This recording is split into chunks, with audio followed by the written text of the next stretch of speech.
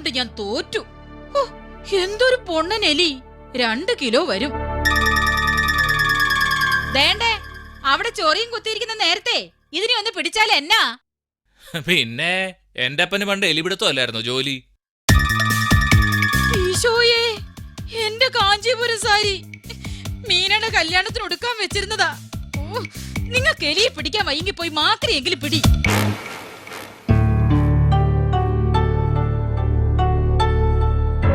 രണ്ടെണ്ണത്തിന് എപ്പ നോക്കിയാലും കളി തന്നെ കളി. വെറുതെ ഇരിക്കുമ്പോ നിനക്കൊക്കെ ആ എലിയെ ഒന്ന് പിടിച്ചാൽ എന്നതാടാ? ഞങ്ങളുടെ അപ്പനും എലിപിടുത്തല്ലായിരുന്നോ ജോലി?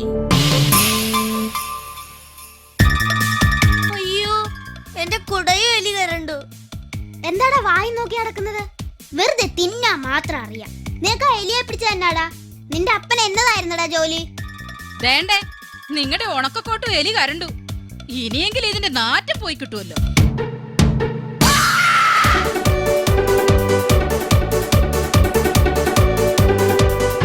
ഒരു വീട്ടിലുള്ള ജന്തുക്കളൊക്കെ ഒരുപോലെ ഭീരുക്കളായി പോയല്ലോ. അത്ഭുതം തന്നെ. അമ്മച്ചി, ഞങ്ങൾ എലിയുടെ മാളം കണ്ടുപിടിച്ചു.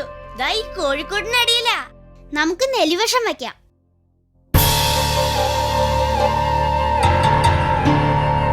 കർത്താവേ, എലിവിഷം തിന്നേച്ച എന്റെ കോഴികളാണല്ലോ ചത്തത്. എല്ലാം മുട്ടയിടുന്ന കോഴികളായിരുന്നു.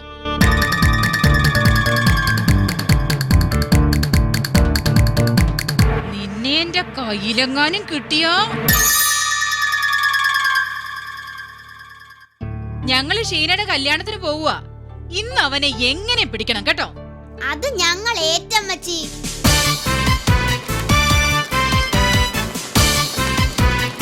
പുകച്ചിട്ടും അവൻ പുറത്തു ചാടുന്നില്ലല്ലോ.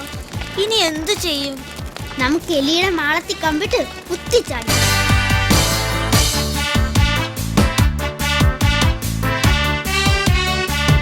ഇതുകൊണ്ടും രക്ഷയില്ല. ഇനി ഒരു വഴിയേ ഉള്ളൂ. നമുക്ക് മുട്ടയെ കൂടി വിളിക്കാം.